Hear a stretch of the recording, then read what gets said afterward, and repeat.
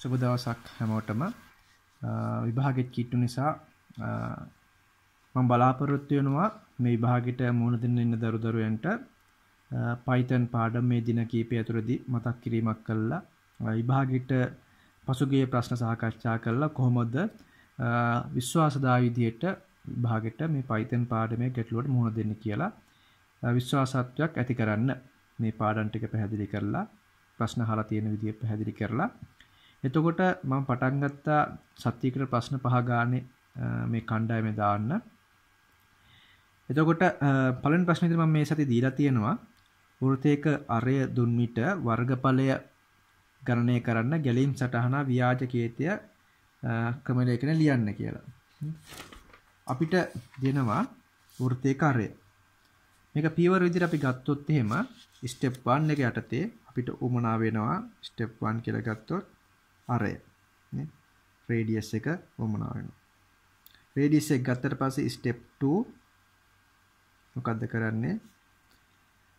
5r වර්ග පාවිච්චි කරලා ඒරියා එක ගණනය කරනවා.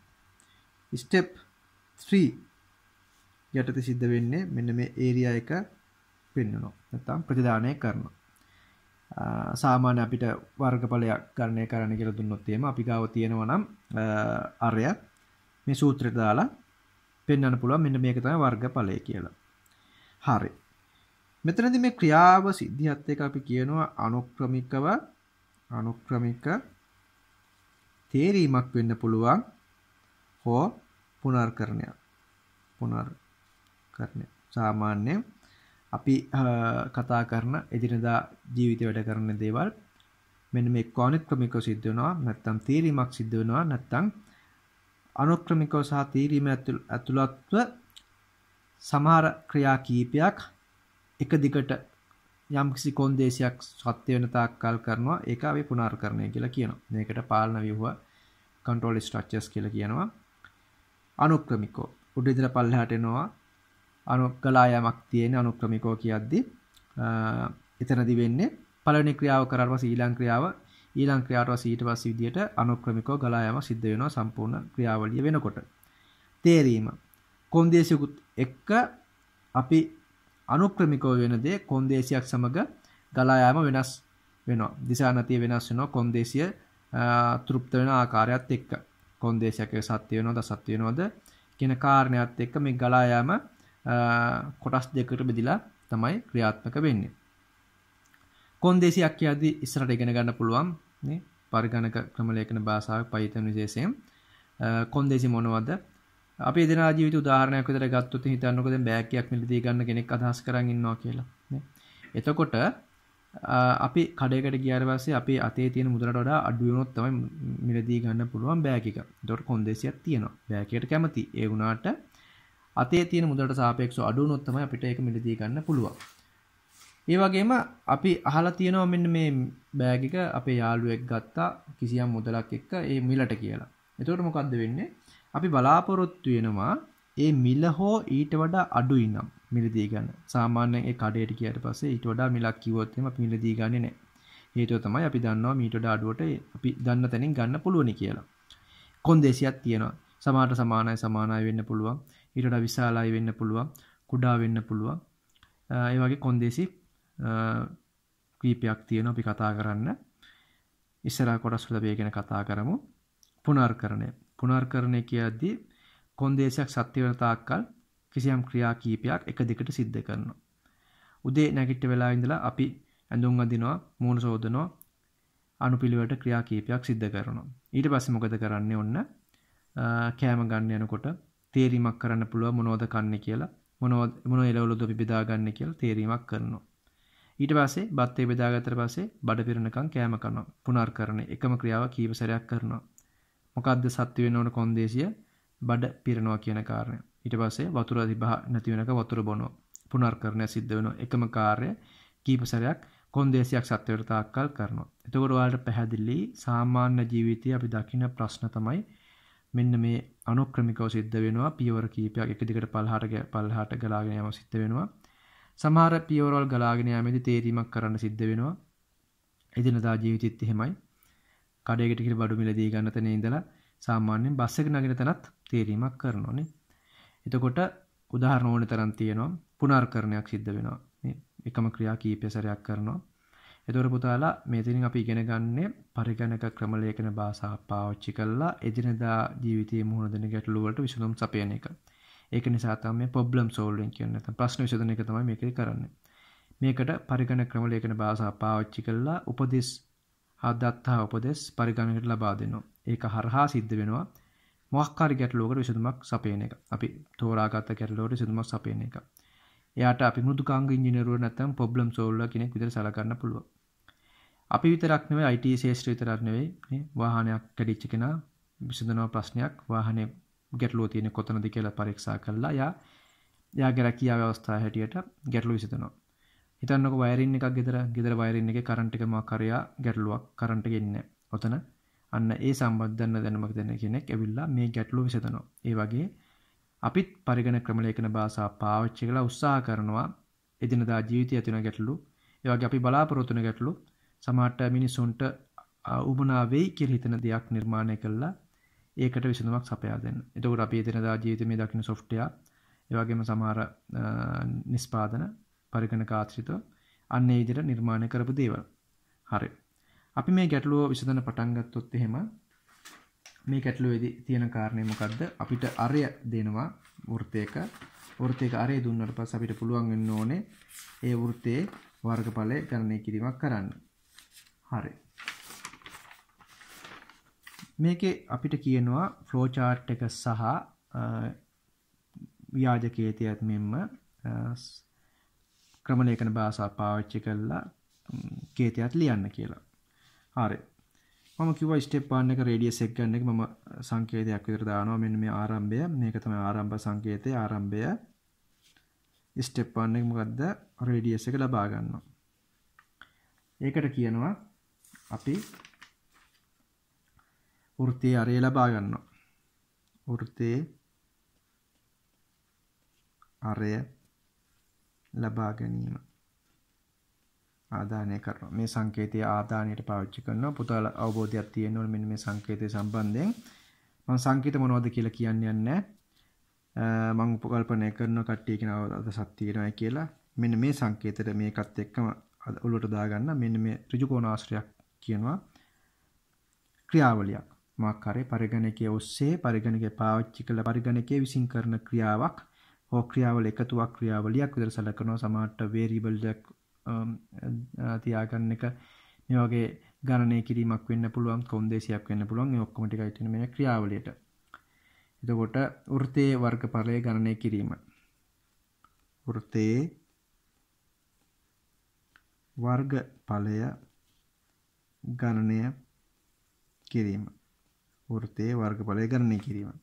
එතනදී ආරම්භ කරා වෘත්තය අරය ලබා ගත්තා. දැන් වර්ගඵලය ගණනය කරා ස්ටෙප් 2 එක. ස්ටෙප් 3 එක මොකද්ද? එහෙනම් දැන් අපි ප්‍රතිදානය කරන්න ඕනේ වෘත්තයේ වර්ගඵලය. වෘත්තයේ වර්ගඵලය පෙන්වීම. ඊළඟ එක තමයි අවසාන එක වෘත්තයේ වර්ගඵලය පෙන්වීම. මෙතනදී වල කාරණේ මේ අවසානය කියලා දක්වනවා ප්‍රෝග්‍රෑම් එක ඉවරයි කියලා. එතකොට මේ තියෙන්නේ ප්‍රතිදානය, මේ ආදානය, මේ ක්‍රියාවලිය ඍජුකෝණාශ්‍රයක්. වෘත්තයේ එතකොට වෘත්තයක් ආකාරයට මෙන්න මේ සර්කල් එකක් වෙනවා ආරම්භ කරන අවස්ථාව සහ අවසන් කරන අවස්ථාව. තවදුරටත් මම කිව්වොත් එහෙනම් පරිගණකයේ අපි දන්නවා ආදානය සකස් කිරීම හා ප්‍රතිදානය. ඕකන ක්‍රියාවලිය වෙන්නේ. එතකොට මෙන්න මේක දත්තහා උපදේශ ආදානය කළා ක්‍රියාවලියකට භාජනය කරලා ප්‍රතිදානයක් දෙනවා. ආදානය අපි මේ විදිහට දක්වනවා. ඊට පස්සේ ක්‍රියාවලිය මේ විදිහට දක්වනවා. ප්‍රතිදානය මේ විදිහටම දක්වනවා. එතකොට මේක ඉවර වෙනවා. end කියලා කියනවා නැත්නම් අවසානය කියලා කියන මේක ආරම්භය start කියලා කියන්න පුළුවන්. ඒතකොට සමහරට මෙන්න මේ ක්‍රියාවලිය සකස් කිරීමද කොන්දේසි කීපයක් තියෙනවා. ඔන්න ඔය ප්‍රධාන වශයෙන් ඔන්න ඔය ටික තමයි සංකේත. ආදාන සහ ප්‍රතිදාන එක වගේ සංකේතයක් තියෙන්නේ. ඒක ස්ථානයත් එක්ක දැනගන්න පුළුවන් අපිට මොකද්ද මේ ප්‍රතිදානය කරන්න කියලා. මොකද්ද මෙතනද ආදානය කරන්න කියලා. හරි. ඊළඟ කාරණේ තමයි අපිට කියනවා මෙන්න මේකට දාලව ව්‍යාජකේතය නිර්මාණය කරන්න කියලා. ආරම්භ කරද්දී අපි කියනවා begin කියලා. begin කරනවා. ඊට පස්සේ වෘත්තය ආරය ලබා ගන්නකොට අපි කියනවා input එකක් ගන්න. input radius එක ගන්න. ඊට පස්සේ calculate කරන්න මෙන්න මේ ගණනය කිරීම කරනවා. calculate මොකද්ද? area එකට ආදේශ කරගන්න අපිට එන අගය. area එකට ආදේශ කරගන්නවා 22 බෙදීම 7 වරහන් දාන්න පුළුවන් අපිට ඕන. ඊට පස්සේ මෙන්න මේ radius කියන විචල්ලය ගන්නවා. radius වැඩි කිරීම radius. හරි ඊට පොඩ්ඩක් මදි වුණා. මෙතන තියෙන radius කියලාමයි. ඊට පස්සේ මම output එකක් දෙනවා display කරනවා. මෙතන area එක. මෙතන එන්න ඕනේ මෙන්න මෙතනටත් radius කියලා. මෙතෙන්ට එන්න ඕනත් radius කියලාමයි. calculate කරා. ඊට පස්සේ වර්ගඵලය display කරා. ඊට පස්සේ වැඩසටහන නතර කරනවා. end කරන්නත් පුළුවන්. එතකොට මේකෙත් අර step තුනම තමයි ආදානය කරා. සකස් කිරීම කරා area එක 22 බෙදීම 7 වැඩි කරන radius. එතකොට ඒ අපිට ලබාගත් area කියන එක ප්‍රතිදානය කරා. display කරා. හරි. මේකට දාලා සත්‍යතා වගුව නෙමෙයි සත්‍යකේතය පැටලීමක් වුණා. සත්‍යකේතය Python වල ලියනකොට මෙන්න මෙහෙම ලියන්න පුළුවන් අපිට. කොහමද? මං r කියලා ගන්නවා නැත්නම් radius කියලාම ගන්නම්. radius මේක මම කියන දශම සංඛ්‍යාවක් වුණත් වෙන්න පුළුවන්. ඒ නිසා float කියලා කියනවා. float input කරන්න කියලා වරහන් අතර දානවා. ඒක ඇතුළේ මම දෙනවා මොකද්ද මම input කරද්දී යාර පෙන්වන්න ඕනේ කියලා. ඊට පස්සේ enter radius කියලා මම දෙනවා. ඊට පස්සේ මෙන්න මේක වහනවා input එක. ඊට පස්සේ සම්පූර්ණ එකත් වහනවා. මෙතන පුතාලා මේ float කියන්නේ data type එක. data type කියන්නේ අපි ඉස්සරහට ඉගෙන ගමු. දැන්ට මතක තියාගන්න float කියලා කියනවා මේක දශම ස්ථානයක්.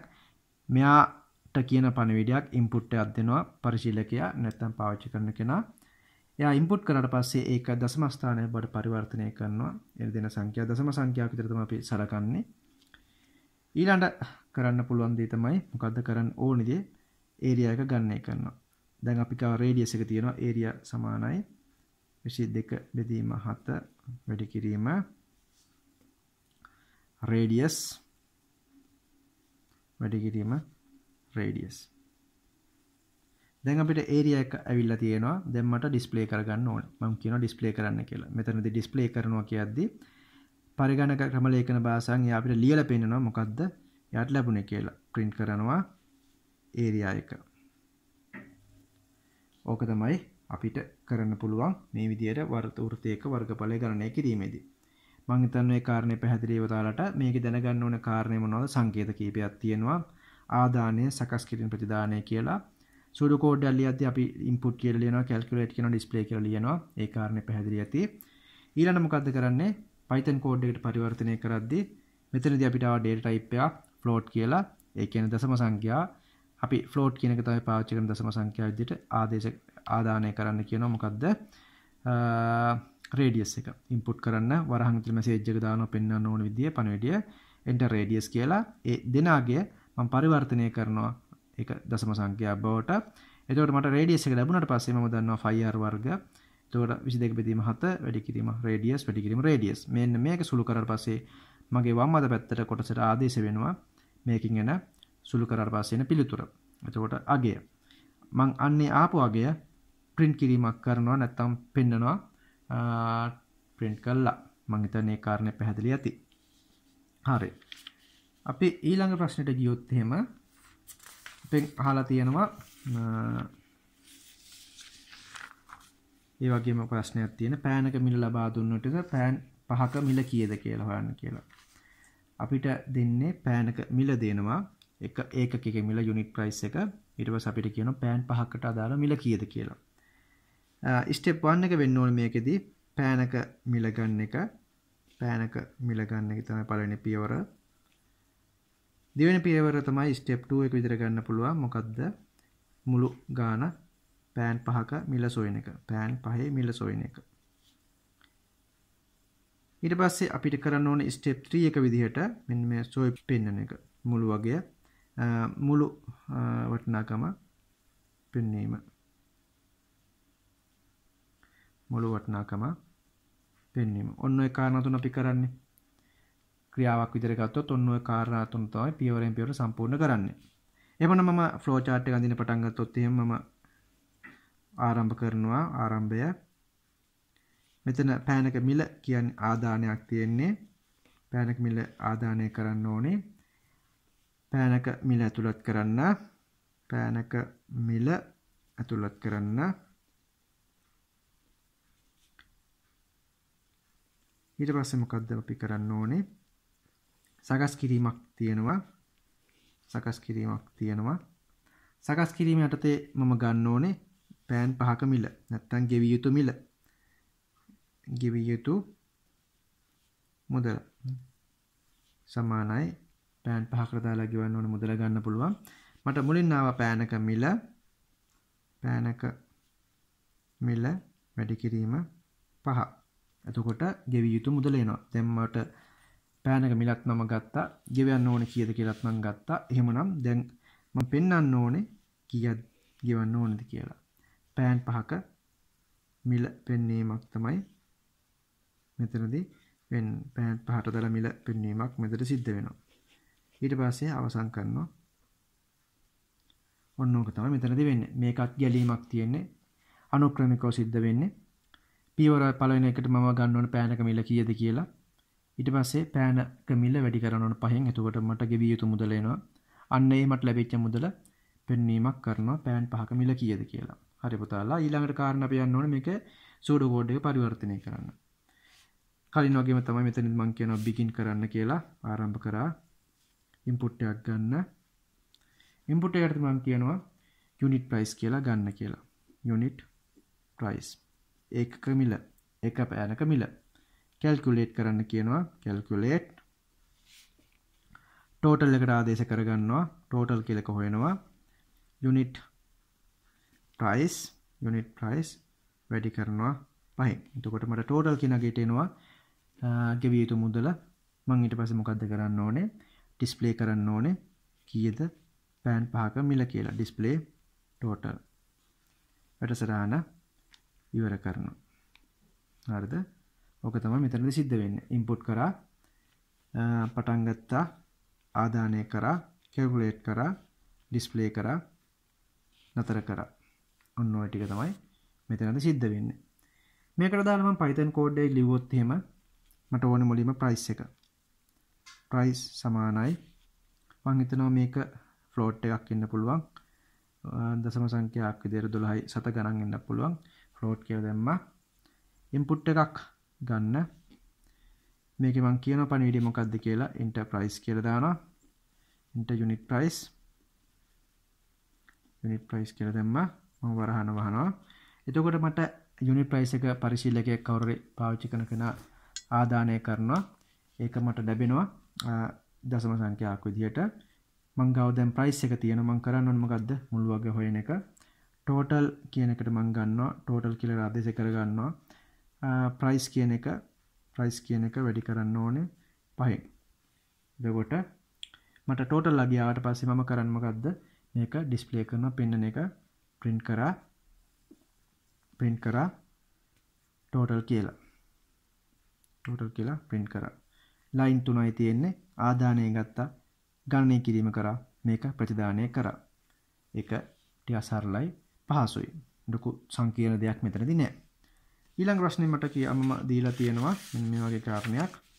පරිශීලකයෝ ආදානය කරන වයස අවුරුදු 18ට වැඩි නම් ඡන්දය ප්‍රකාශ කළ කිරීම සුදුසුකු ලෙසද එසේ නැමැතිනම් නුසුදුසුකු බවට තමයි ප්‍රකාශ කරන්න ඕනේ. ඡන්ද ප්‍රකාශ කරන සුදුසුකු ලෙස පෙන්වීමට කෙලෙම් සටහන ව්‍යාජ ගීතේ ක්‍රම ලේඛන ලියන්න. වයස 18ට වැඩි නම් සුදුසුෙක් වෙනවා. වයස 18ට වඩා අඩුයි නම් නුසුදුසු කියලා පෙන්වන්න ඕනේ. මම ලිව්වොත් එහෙම මෙතන පටන් ගත්තොත් එහෙම මේක පුතාලා වැඩි නම් කියන වචනේ තියෙනවා කියන්නේ මේක කොන්දේසියක් නේ.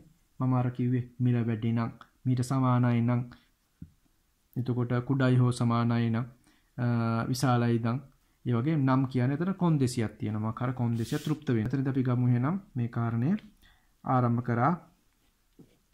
ආරම්භය ඊට පස්සේ මොකද්ද අපිට ඕනි? වයස ගන්න ඕනේ නේ. මම මම ස්ටෙප් ඉදිරියට ලියන්නම් ඕන නම් බලන්න එකදී ස්ටෙප් 1 වයස ලබා ගන්න ඕනේ. ඊට පස්සේ ස්ටෙප් 2 එක කොන්දේසිය පරීක්ෂා කරන්න ඕනේ. කොන්දේසිය පරීක්ෂා කිරීමක් කරනවා. ස්ටෙප් 3 එක මොකද්ද? කොන්දේසියට දාලව ප්‍රතිදානයක් ලබා දෙනවා. ප්‍රතිදානය කරනවා.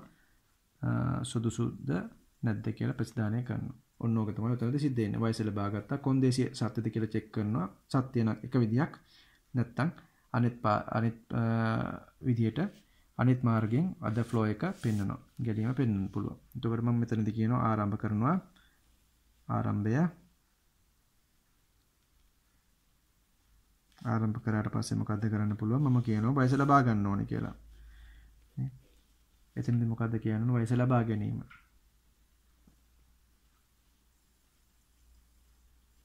ඊට පස්සේ මම කියනවා මේ කොන්දේසියක් තියෙනවා. වයස ලබා ගත්තට කොන්දේසියක් තියෙනවා. එතකොට වයස 18 වැඩි නම් එක විදිහක් නැත්තම් තව විදිහක්. ඔව් නම් මේ පැත්තට යනවා නැතනම් මේ ආකාරයට යනවා මේ පැත්තට. එතකොට මම මෙතන ප්‍රතිදානය කරනවා සුදුසුයි නුසුදුසුයි කියලා වයස 18ට වඩා වැඩි නැත්තම් නුසුදුසුයි කියලා වයස 18ට වඩා වැඩි නම් ඔව් නම් සුදුසුයි කියලා ප්‍රතිදානය කරනවා. එහෙමනම් මේ ඔක්කොම මේ කාරණා දෙක විතරයි වෙන්න ඕනේ. ඊට පස්සේ මේක වැඩසටහන අවසන් වෙනවා. වැඩසටහන අවසානය වෙනවා. වෙන මං ආපහු කිව්වොත් එහෙම ආරම්භ කරා වයස ලබා ගත්තා. කොන්දේසියක් තියෙනවා මං කිව්වා වගේ දෙවෙනි කාරණේ කොන්දේසිය වයස 18ට වඩා වැඩිද නැත්නම් වයස 18ට වඩා අඩුයි නම් නොසුදුසුයි කියලා පෙන්වුවා.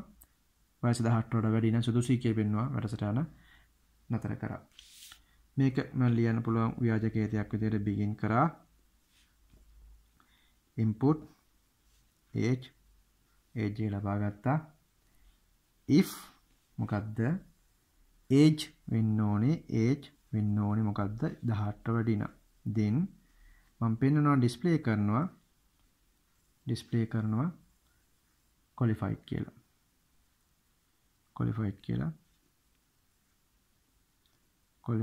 display කරනවා. ඊට පස්සේ else නම් එහෙම නෙවෙයි නම් display කරනවා disqualified කියලා. පෙන්නනවා. ඊට පස්සේ මට පුළුවන් වැඩසටහන ඉවර කරන්න endif එකක් යටතේ. ඊට පස්සේ සම්පූර්ණ වැඩසටහනම මම නතර කරනවා. එතකොට මෙතන කොන්දේසියක් තියෙනවා begin කරා ආදානයක් ලබා ගත්තා input එකක් කොන්දේසියක් තියෙනවා මේ යටතේ මෙන්න මෙතන ඉඳන් පල්ලෙහාට කොන්දේසියක් තියෙනවා. කොන්දේසිය මෙන්න මෙතන සුදුසුයි නැතනම් මෙන්න මේ disqualified කියලා සුදුසුයි කියලා පෙන්නනවා. ඔව් නම් මෙන්න මේ කොන්දේසියට යනවා. ඊට පස්සේ වැඩසටහන මෙතනදී මේ විදිහට නතර කිරීමක් කරනවා. මම හිතන්නේ මේ කාරණේ පැහැදිලි. මෙතන තියෙන වර්ණයක් තියෙන නැත්නම් තේරීමක් තියෙනවා. වර්ණය කියලා තේරීමක් තියෙනවා. කොන්දේසියක් යටතේ කොන්දේසි තමයි 18ට වඩා අඩුද වැඩිද කියලා. ඒ කාරණේ පැහැදිලි. මේක සරල දෙයක් තියෙන්නේ කොන්දේසිය වැඩි නම් මේ ගලා යාම තව විදිහකට පෙන්වනවා. කොන්දේසිය අඩුයි නම් මේ ගලා යාම තවත් විදිහකට පෙන්වනවා. හරි. මේකට දාලා ව්‍යාජ කේතය අපි ලිව්වොත් එහෙම Python පාවිච්චි කරලා අපිට ලියන්න පුළුවන් මෙන්න මේ ආකාරයට. මම කලින් කිව්වා වගේ age එක ගන්න ඕනේ. කලින් හැම ප්‍රශ්නයකදී අපි age එක ගත්තා. මම කියනවා age එක පූර්ව සංඛ්‍යාවක් int එකක් input කරන්න. මොකද්ද? enter the age. පණිවිඩයක් දෙනවා enter the age. වයස ආදානය කරන්න. මම මේ input එක වැහුවා int එකත් මේ input එකයි මේ දෙකම string එකක් තියෙන පණිවිඩය දෙකම ආවරණය කරාට පස්සේ දැන් මං ගාව age එක තියෙනවා. දැන් මම මොකද්ද කරන්න ඕනේ? පරීක්ෂා කිරීමක් කොන්දේසියක් තියෙනවා if age මෙන්න මේ මං ගාව තියෙන age එක විශාලද කියලා බලනවා 18ට ඔව් නම් print කරනවා. මෙතනදී පටන් ගන්න පුළුවන් print කියලා. මෙතනදී පුතා මම අර කැපුවේ print කියද්දි මම මෙතනින් ටික ගන්නම් print කියද්දී capital ලකුරක් නෙවෙයි තියෙන simple ලකුරක් print qualified කියලා QULIFIED qualified කියලා print කරා. ඊට පස්සේ else නම් else එක යටතේ print කරනවා disqualified කියලා.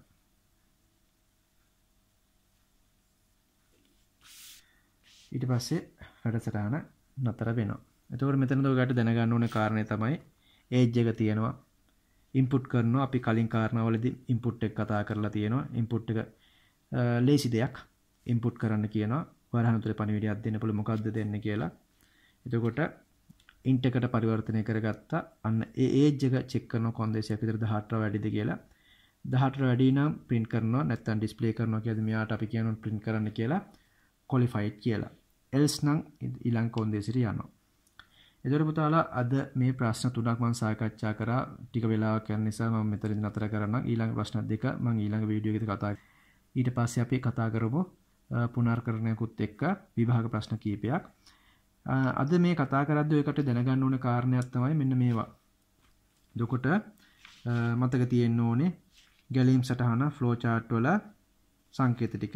flow charts සංකේත ටික අවබෝධයක් තියෙන්න වෙනවා. ඊළඟට දැනගෙන තියෙන්න ඕනේ මෙන්න මේ data type. හරිද? data type කියන වචනේ අපිට ආවා int එකක් සහ float එකක්. ඊට පස්සේ අපිට තියෙනවා මේ කොන්දේසියක්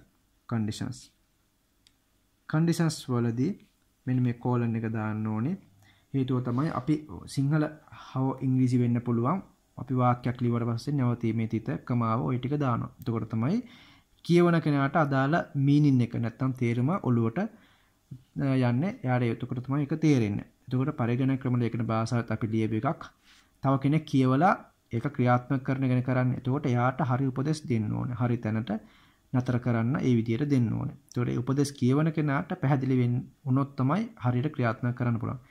නිකන් උදාහරණයක් හිතන්නකෝ දැන් සිංහල භාෂාවේ මරන්න එපා යවන්න කියන කාරණය ගත්තොත් එහෙම මේ කමාව දාන තැනත් එක්ක ඒ ක්‍රියාව සෑහෙන වෙනස් වෙනවා. එතකොට අන්න ඒ වගේ මෙන්න මේ අපි Python ක්‍රම ලේඛනයේ දෙන උපදෙස syntax නැත්තම් මේකේ පාවිච්චි කරනවා කොහොමද උපදෙස් දෙන්න ඕනේ කියලා පිළිගත් ක්‍රමය.